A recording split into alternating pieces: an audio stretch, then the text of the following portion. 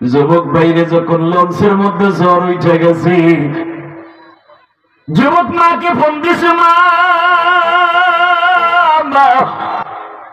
তুমি দোয়া করো মা, লঞ্চটা মনে হয় ডুবে যাবে। মা মা টেলিফোনটা রাইখে একটা দৌড় মারছে বাবা, দৌড় দিয়া বাংলা বাজার থেকে বাবা চাঁদপুর ফেরিঘাট, তোমরা চিনো যারা শরীয়তপুর জীবনে গেছো, নদীর পারে যাই একটা লাফ দিয়া মা নদীর মধ্যে নাই মা, সবাই তারে টাইনে উঠাইছে, তোমার ছেলে লঞ্চে ডুবতাছে কই, আর তুমি লাফ দিয়ে পানিতে নামলা কই? মা দুঃখিনী বলে, কই নামবো, আমার জাদু কই আছে একবার বলে দাও না।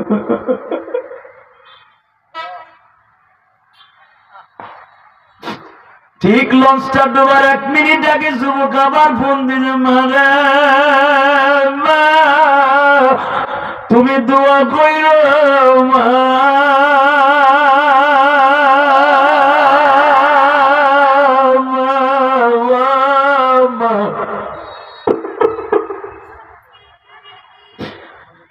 মা দুনিয়ায় মনে হয় আর দেখা হবে না, দেখা হবে কিয়ামতের ময়দানে।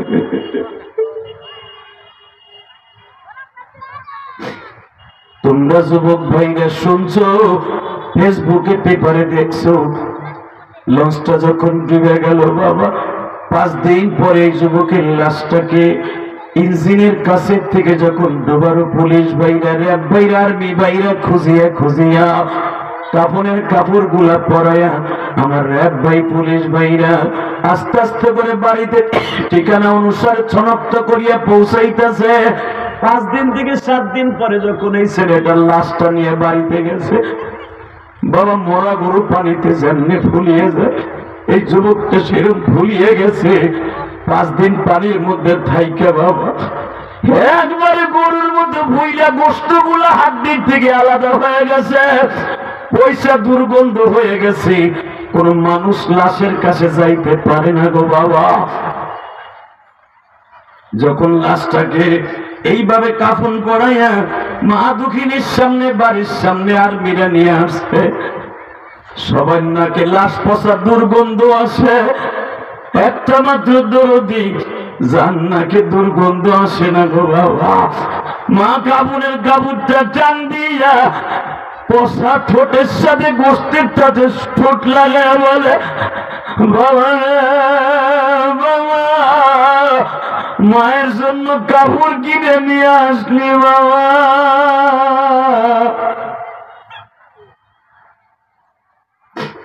মারে পরিধান করাবার আগে কাপড়ের কাপড় পরে চলে গেলি বাবা। এই ঘটনার 13 থেকে 14 দিন পরে আমি শরীয়তপুর বাংলা বাজার গেছিলাম। লঞ্চের থেকে যখন নামছি তখন দেখি যুবক একটা মহিলা ঠিক ওই ফেরিঘাটে দাঁড়ায় ল্যাংটা হইয়া নাচে। মাহফিল কমিটি আমার বলে, জিহাদি সাহেব হুজুর জানেন এই মহিলা কোনটা? কোনটা? এই যে সেই রিপনের মা, যেই রিপনকে পুলিশ নিয়ে আসার পরে একটা চিৎকার দিয়া পচা লাশটারে বুকে নিয়ে বসছিল। বাবারে আমার জন্য কি কাপড় কিনে নিয়ে আসলি? আমার কাপড় পরাইবার আগে কাপড়ের কাপড় তুই পরিয়ে কবরে চলে গেলি।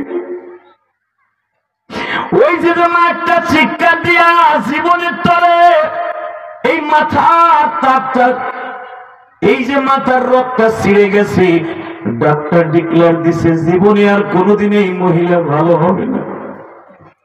যুবক ভাই আমি তোর 2টা পাও ধরে বলে দিয়ে যাই, যেই দরদি মায়ের সন্তানের লাশ দেখে জীবনের তরে পাগল হয়ে যায়, ওই মায়ের কোনোদিন কষ্ট দিস না ভাই, ওই দুঃখীরে কোনোদিন কষ্ট দিস না। মায়ের দোয়ায় তুই একদিন ওসি হবি, মায়ের দোয়ায় তুই একদিন ডিসি হবি, মায়ের দোয়ায় তুই একদিন এসপি হবি, ডিসি হবি, পুলিশ কনস্টেবল হবি, মায়ের দোয়ায় একদিন সমাজের নেতা হবি, মায়ের দোয়ায় মেম্বার চেয়ারম্যান হবি। ভাইরে মার বড় আনিস না, রাজি আছো না? আল্লাহ আকবার জোরে বলো তো, আরো জোরে বলো। তাহলে আমার সাথে আদা দাও। ওই যুবক কোনোদিন তার রোজা নামাজ আসমানে নিতে পারবে না যতদিন পর্যন্ত তার মা বাবার বরদোয়া থেকে রেহাই না পাবে। ঠিক না বেঠিক? জোরে বলেন, আরো জোরে। এখানে এমন লোক বসে বসে কানলেন, দাড়ি পাকা বাজান। আজ থেকে 30 বছর আগে মায়ের বাগানে শোয়ে রাখছেন, জানেন না কেমন আছে? জানেন না? গতকালকে যখন আমি মিরপুর 11 নম্বর ওয়াজ করতেছিলাম, যখন আমি বলছিলাম, একটা ছেলে লাভ দিয়ে আমার জড়াই ধরছে। কেন জানেন? আমি যখন বলছি এমন যুবক এখানে আছে যে মাকে নিয়ে ইফতারি করতে পারবে না, বাপকে নিয়ে ইফতারি করতে পারবে না, একটা দিলে বসে। একটা যুবকের মা মারা গেছে গত সপ্তাহের আগের সপ্তাহে, ওই স্টেজে আসছিল, আমি জানতাম না। একটা দৌড় দিয়ে আমার বুকের মধ্যে, দেখবা কালকে এই রাত্রে ওয়াজটা দেখবা, ইউটিউবে চলে আসছে। একটা দৌড় দিয়ে আইয়া আমার বুকের মধ্যে নিয়ে আমার মা ঘুমিয়ে, আমার মা ঘুমিয়ে, আমার মা ঘুমিয়ে, মা গো তুই কই মা?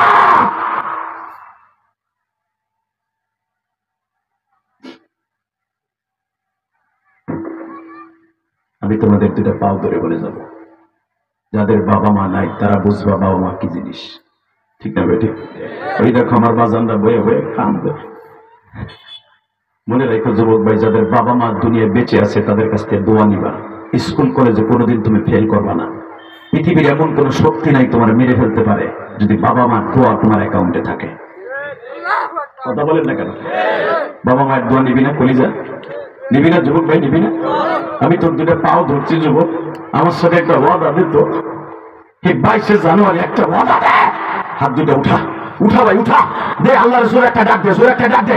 22শে জানুয়ারি দিনের বেলা দে আল্লাহকে জোরে একটা ডাক দে, আল্লাহর একটা ডাক দে, জোরে একটা ডাক দে। 22শে জানুয়ারি এই দিনের বেলা ডাক দে, এখন বলবো আল্লাহকে জোরে একটা ডাক দে।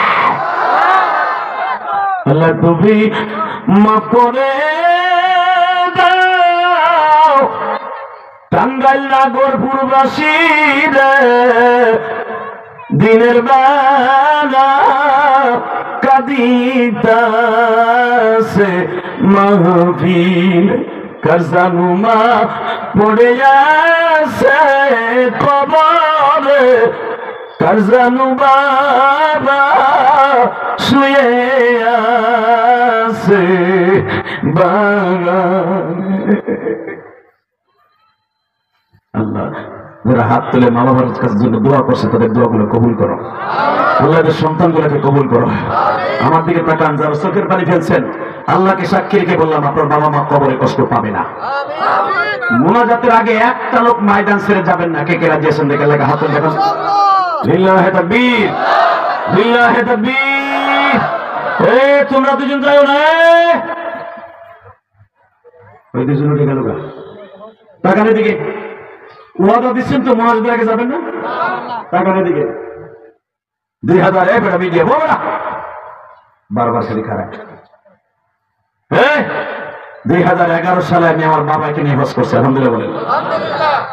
2011 সালে ডিসেম্বরের 4 তারিখ আমার মনে আছে, আমার আব্বাকে কাবা ঘরের দরজার সামনে খাড়া করাইয়া যুবক ঠিক এইভাবে কোরআন শরীফ জন্য বুকি নিয়ে এইভাবে চাইপা দিলে দোয়া চায়, ঠিক এইভাবে আমি আমার বাবার বুকের মধ্যে নিয়ে বলছিলাম, আব্বা আমি আপনার কাছে দুইটা জিনিস চাই। আলহামদুলিল্লাহ বলেন। কয়টা? ধরে কোন কয়টা? 1 নম্বরে আব্বা আপনি আমার মারে মাফ করে দিবেন, কারণ আপনি যদি আমার মায়ের মাফ না করেন আমার আল্লাহ আমার মায়ের মাফ করবো না।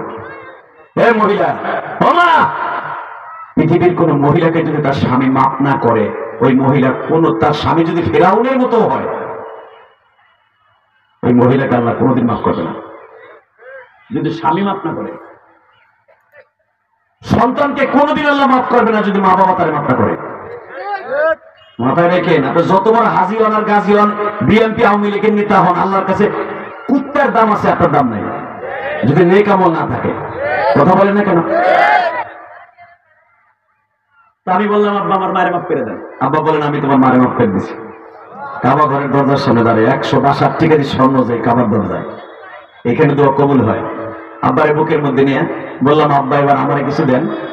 এই যে আপনারা যে বয়ে বয়ে কানলেন, এত সময় কানলেন নাই? একটা লোকের চোখের পানি যদি কবুল হয়, পুরো মজমা কবুল। এলাকার প্রত্যেকটা কবরবাসীকে আল্লাহ মাফ করে দিবে। আমি কসম করে বলছি, এখনো আপনাদের চোখে পানি যাবে। আপনার বাবা মা কবরে সব থাকতে পারে না, পারে না।